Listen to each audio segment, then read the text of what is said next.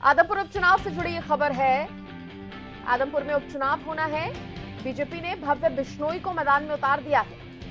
तो देखिए, जिसका अनुमान लगाया जा रहा था वही हुआ। बीजेपी की टिकट पर भव्य बिश्नोई चुनावी मैदान में उतरे हैं। कुलदीप बिश्नोई के बेटे हैं भव्य बिश्नोई। उनका नाम लगातार सामने आ भी रहा था। हरियाणा न्यूज ने भी उनके नाम को प्रमुखता से उठाया था, क्योंकि देखिए जिस तरह की अटकलें लगाई जा रही थी उसमें यही माना जा रहा था कि कुलदीप बिश्नोई के बेटे भव्य बिश्नोई को ही आदमपुर उपचुनाव से टिकट दिया जाएगा। बीजेपी के टिकट पर वो लड़ेंगे। कुलदीप बिश्नोई के बेटे हैं भव्य बिश्नोई, क्योंकि बिश्नोई परिवार का वर्चस्व है। और आदमपुर उपचुनाव में एक बार फिर से बिश्नोई परिवार पर भरोसा जताया गया है, लेकिन इस बार बीजेपी की तरफ से ये टिकट है, क्योंकि कुलदीप बिश्नोई ने कांग्रेस का दामन छोड़कर बीजेपी का दामन थामा, जिसके बाद से ये अटकलें थी कि आदमपुर में जब उपचुनाव होगा तो कौन वहां से चुनावी मैदान में उतरेगा। और अब बीजेपी की तरफ से भव्य बिश्नोई मैदान में उतरेंगे। ज्यादा जानकारी के साथ मेरे सहयोगी रवि कालीरमन जुड़ गए हैं। रवि, देखिए अनुमान तो यही लगाया जा रहा था, अटकलें भी इसी नाम के इर्द गिर्द घूम रही थी। अब साफ हो गया है, भव्य बिश्नोई को मिलेगा टिकट। बिल्कुल सृष्टि, देखिए जिस प्रकार से भारतीय जनता पार्टी की लिस्ट जारी की गई है उसमें भव्य बिश्नोई का नाम जो है वो सामने आया है। लगातार कुलदीप बिश्नोई से जब हमने बातचीत की, खास बातचीत के दौरान भी कुलदीप बिश्नोई ने यही कहा था कि आदमपुर की जनता भव्य बिश्नोई को मैदान में देखना चाहती है और वो केंद्र की राजनीति करना चाहते हैं। तो कहीं ना कहीं वो जिस प्रकार से परसों जो है बीजेपी की बैठक हुई चुनाव को लेकर, आदमपुर चुनाव को लेकर, उसमें कुलदीप बिश्नोई भी आए थे और उसके बाद हरियाणा न्यूज की तरफ से उनसे खास बातचीत की गई। खास बातचीत में उन्होंने साफ करते हुए कहा था कि कुलदीप बिश्नोई केंद्र की राजनीति करना चाहते हैं। उनके बेटे भव्य बिश्नोई जो है वो आदमपुर की जनता चाहती है कि वो मैदान में उतरे। तो कहीं ना कहीं भारतीय जनता पार्टी की तरफ से कुलदीप बिश्नोई ने को जो है केंद्र में भेजने का जो है कहीं ना कहीं एक काम किया है। और साथ साथ अगर बात की जाए भव्य बिश्नोई को आदमपुर मैदान में उतारा है, तो कहीं ना कहीं आदमपुर में ये चौथा उपचुनाव होने जा रहा है। तीन अगर उपचुनाव की बात की जाए स्थिति, तो तीनों में ही कुलदीप बिश्नोई फिर भजनलाल परिवार की तरफ से जो है जीत दर्ज की गई थी। लेकिन अब की बात जो है समीकरण थोड़े से दूसरे हैं। समीकरणों की अगर बात की जाए तो पहले तीन उपचुनाव में भजनलाल परिवार की तरफ से सत्तारूढ़ पार्टियों के विरोध में विपक्ष में चुनाव लड़ा गया, उसमें भी कुलदीप बिश्नोई और भजनलाल परिवार की तरफ से जीत दर्ज की गई। अब सरकार का साथ भी है, तो ऐसे में कहीं ना कहीं कुलदीप बिश्नोई अपने बेटे भव्य बिश्नोई को विधानसभा भेजना चाहते थे, जिसके चलते ये तमाम जो बातचीत हुई, दो दौर की बातचीत कुलदीप बिश्नोई के साथ परसों भारतीय जनता पार्टी की जो मीटिंग हुई थी तो उसमें हुई थी। और कहीं ना कहीं कुलदीप बिश्नोई से पहले फीडबैक लिया गया, पूछा गया कि आप क्या चाहते हैं, किस प्रकार से आदमपुर इलेक्शन में टिकट जो है वो चाहते हैं। तो उनकी तरफ से भव्य बिश्नोई का नाम आगे किया गया। फिर उस पर विचार जो है वो किया गया और विचार करने के बाद कहीं ना कहीं कुलदीप बिश्नोई को दोबारा बुलाया गया और दोबारा बुलाने के बाद कहीं ना कहीं अब भव्य बिश्नोई का नाम आदमपुर उपचुनाव में कर दिया गया है। बिल्कुल रवि, और इस बार देखिए समीकरण हर तरीके से बहुत अलग है। ऐसे में बात अगर कांग्रेस की कर ली जाए, कांग्रेस की तरफ से अभी चेहरा साफ नहीं हो पाया है। बिल्कुल सृष्टि, देखिए अगर कांग्रेस की बात की जाए तो हाल ही के दिनों में संपत सिंह पूर्व मंत्री रहे हैं, उनको कांग्रेस में ज्वाइन कराया गया था। तो चर्चा चल रही थी कि संपत सिंह जो है आदमपुर से कांग्रेस के उम्मीदवार हो सकते हैं। तो कहीं ना कहीं उनकी तरफ से भी कल एक बयान दिया गया कि वो उपचुनाव अब नहीं लड़ना चाहते, ना ही उनका बेटा जो है वो उपचुनाव लड़ेगा। तो ऐसे में कहीं ना कहीं संपत सिंह खुद ही बैकआउट करते हुए नजर आ रहे हैं। उसके अलावा दूसरा नाम जो चर्चाओं में सबसे आगे है, जयप्रकाश पूर्व केंद्रीय मंत्री रहे हैं, उनका नाम भी चर्चाओं में आगे है। हालांकि कांग्रेस की तरफ से किसी नाम की अभी तक घोषणा नहीं की है, तो देखने वाले। लेकिन इस देरी के पीछे रवि वजह क्या मानी जाए? कांग्रेस जो इतनी देर कर रही है, क्या अभी से कहीं ना कहीं एक इनसिक्योरिटी आ रही है क्या कांग्रेस के सामने, या कोई मिल नहीं रहा चेहरा? बिल्कुल सृष्टि, अगर बात की जाए कांग्रेस के नाम की घोषणा करने को लेकर, सबसे पहले अगर घोषणा की है तो आम आदमी पार्टी की तरफ से की गई थी। फिर कहा जा रहा था कि भारतीय जनता पार्टी अपने उम्मीदवार का नाम घोषित कर देगी। आज उनकी तरफ से भी अपना जो है उम्मीदवार मैदान में उतार दिया गया है। लेकिन कांग्रेस जिस प्रकार से लगातार कांग्रेस की रणनीति रही है, या फिर जिस प्रकार से कांग्रेस की परंपरा रही है, तमाम जो चेहरे हैं उनको देखने के बाद ही कांग्रेस अपना उम्मीदवार जो है मैदान में उतारती है। तो अब भव्य बिश्नोई आ गए हैं, तो कहीं ना कहीं जयप्रकाश जो पूर्व केंद्रीय मंत्री है उनकी तरफ से जो है कल बातचीत उन्होंने भी एक बयान दिया है कि उनकी तरफ से भी यही कहा जा रहा है कि जैसा पार्टी चाहती है वो वैसा करेंगे और राजनीति में संभावनाओं से कभी इनकार नहीं किया जा सकता। लेकिन संपत सिंह जिस तरह से बैकआउट कर गए तो कहीं ना कहीं कांग्रेस में भी कांग्रेस एमए में भी ये कहीं ना कहीं ये लग रहा था कि उनकी तरफ से कोई ऐसा ठोस नाम जो कुलदीप बिश्नोई परिवार भजनलाल परिवार को टक्कर दे सकता है तो वो अब कहीं ना कहीं जयप्रकाश पूर्व केंद्रीय मंत्री है वो बचते हैं। और देखने वाली बात ये होगी आने वाले समय में कब तक जो है कांग्रेस टिकट जो है अनाउंस करती है, कौन सा चेहरा जो है मैदान में पलड़ा बीजेपी का कितना भारी लग रहा है और क्या लगता है कि अन्य जो पार्टी है खासतौर पर कांग्रेस मजबूत एक टक्कर दे पाएगी? बिल्कुल सृष्टि, अगर पलड़े की बात की जाए जिस प्रकार से मैंने जिक्र किया 3 उपचुनाव पहले हो चुके हैं, भजनलाल परिवार का एक गढ़ माना जाता है आदमपुर, तो ऐसे में कहीं ना कहीं पलड़ा भी भारतीय जनता पार्टी का भारी रहा है क्योंकि हाल ही के दिनों में कुलदीप बिश्नोई ने भारतीय जनता पार्टी ज्वाइन की है। तो ऐसे में भजनलाल परिवार का जो गढ़ माना जाता है आदमपुर उसमें पहले से ही एक्टिव तो कुलदीप बिश्नोई नजर आते थे और कहीं ना कहीं उनका ठीक है रवि, आप बने रहिए क्योंकि बीजेपी के प्रवक्ता सत्यव्रत शास्त्री जी भी मेरे साथ जुड़ गए हैं। शास्त्री साहब, हालांकि खुलकर आपने नहीं बताया था लेकिन हरियाणा न्यूज ये समझ गया था, नाम हम भी बार बार यही उठा रहे थे। शास्त्री जी, हम लखो छपो की बात नहीं करते, वो काम हमारा वो हम करते हैं, केंद्रीय नेतृत्व का वो करते हैं। आज केंद्रीय नेतृत्व ने आपकी भावनाओं का रखा है, इसके लिए मैं उनका आभार व्यक्त करता हूँ और आपकी राजनीतिक सूझबूझ के लिए भी आपको बधाई देता हूँ। तो कितनी मजबूती के साथ भव्य बिश्नोई को उतारा है सर मैदान में और क्या कैसे देख रही है बीजेपी? देखिए सृष्टि जी, हम इस चुनाव को जीतने के लिए लड़ रहे हैं और इसका सीधा एक कारण है कि कुलदीप बिश्नोई यहाँ के सिटिंग एमएलए थे, वर्षों से उनके परिवार का इसके ऊपर अपना एक दबदबा रहा है, कायम रहा है और प्लस भारतीय जनता पार्टी की भी यहाँ वर्किंग अच्छी रही है। चाहे पिछला चुनाव देखें या उससे पिछला चुनाव देखें, दोनों 14 और 19 के चुनाव हमारी उपस्थिति सामान्य से अच्छी रही है और वो जब दोनों जुड़ते हैं तो स्थिति हमारे लिए और मजबूत होती है। इसलिए भारतीय जनता पार्टी आदमपुर का चुनाव जो है वो 100% और अच्छे माध्यम से जीतने की बात है। शास्त्री साहब देखिए, लेकिन समीकरण थोड़े अलग है क्योंकि इस बार कांग्रेस से नहीं है ये परिवार। दूसरा, क्या लगता है भव्य बिश्नोई पर विश्वास कर पाएगी जनता?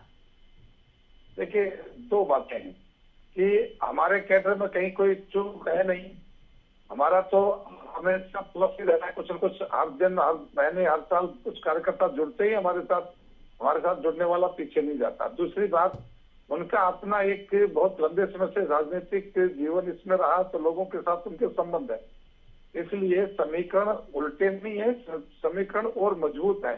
कांग्रेस की तो स्थिति आप देखिए ना, हरियाणा स्तर से लेके केंद्र स्तर तक की, जो सब लोगों के पास पता है कि वहां कुछ होने पर भी क्या मिलने वाला है। केंद्रीय नेतृत्व स्टेट को नहीं मानता, स्टेट केंद्र को नहीं मानता, कितनी चिचेलेदार बातें हो रही है। हरियाणा की कांग्रेस को एक एक करके लोगों ने सबने तिलांजलि दे दी, तो इससे स्पष्ट है कि जनता के पास हम एक विकल्प हैं और आदमपुर की जनता के लिए पहली बार ऐसा अवसर होगा कि भारतीय जनता पार्टी का कमल खिलेगा। शास्त्री साहब, बीजेपी क्या मानती है कि ये जो बिश्नोई एक टैग है, ये जो परिवार का जो एक कहा जा सकता है कि गढ़ भी कहना गलत नहीं होगा, भजनलाल जी की अगर हम बात करें, तो ये जो परिवारवाद है ये ज्यादा हावी पड़ेगा या ये जो चेहरा है भव्य बिश्नोई का ये भी कोई कमाल दिखा पाएगा? देखिए, 2 बातें हैं इसके लिए। हम परिवारवाद को लेकर की अपनी परिवार की भारतीय जनता पार्टी के इस परिवार को आगे बढ़ाने में अभी तक हमारे पार्टी का कोई योगदान नहीं है और जिन लोगों के बारे में हम सोचते हैं कि हमारी पार्टी के बैनर के नीचे आगे बढ़े और वो भी ऐसे लोग जो योग्य ना हो तो भी उनको चुनाव लड़ाया जाए, मेरा बेटा, मेरा पत्नी, मेरी बहू, ऐसे इसको कहते परिवारवाद। जब वो पहली बार भारतीय जनता पार्टी को ज्वाइन कर रहे हैं तो हमारे लिए परिवारवाद नहीं, हमारे लिए एक मजबूत कैंडिडेट हम सब पार्टी के लोगों ने विचार करके नाम दिया और ऊपर से उसका जो है सहमति होकर आई है, केंद्र ने भी उसके ऊपर सहमति दी है। इसलिए मजबूती से चुनाव उन्होंने लड़े हैं अब तक और आगे भी लड़ते हैं। शास्त्री साहब, क्या शुरू से ही इस नाम पर चर्चा नहीं थी क्या? जब कुलदीप बिश्नोई ने पार्टी ज्वाइन की थी, देखिए तब भी सवाल उठने लगे थे कि पार्टी अगर ज्वाइन की है तो कुछ ना कुछ मांग भी होगी, डिमांड भी अच्छी खासी होगी, और तभी से ये सवाल भी उठने लगे थे कि भव्य बिश्नोई को एक चेहरे के तौर पर देखा जा रहा था। देखिए, इसमें राजनीतिक परिवार है, बड़ा परिवार है, वर्षों से उन्होंने राजनीति को एक दिशा दी है, तो उनका राजनीति किसी पत्ते को छोड़ किसी पार्टी के अंदर बना, ये नहीं होती। और जब इतना बड़ा राजनीतिक परिवार है तो हमारे कारण से तो हुआ नहीं, हम तो अपने स्वयं की प्रयास, स्वयं की योजना से कांग्रेस हो या उनकी अपनी पार्टी के माध्यम से वो अपना यहाँ तक का वजूद लेके आए थे। अब पार्टी को ज्वाइन किया है तो आगे हम पार्टी के लोग, हमारा केंद्रीय नेतृत्व तय करेगा कि परिवारवाद के परिभाषा क्या है, योग्य है कि नहीं है। हमारे यहाँ योग्यता और अयोग्य के बीच में होते हैं। परिवारवाद हमने जब कांग्रेस को नाम लिया है तो वहाँ योग्य में होते हुए भी केवल गांधी परिवार का कोई व्यक्ति है, इसलिए उसको महत्व मिलेगा, ये धारणा भारतीय जनता पार्टी में नहीं है। चलिए, और शास्त्री साहब, इस बीच जितना हम समझ रहे हैं जीत को लेकर भी कहीं ना कहीं पार्टी पूरी तरह से आश्वस्त ही होगी, लेकिन वोट मार्जिन जो है वो भी बहुत मैटर करता है। कितना लगता है, कितने प्रतिशत वोट से? बिल्कुल, मैं कहता हूँ कि जो 19 में उन्होंने जो जीत,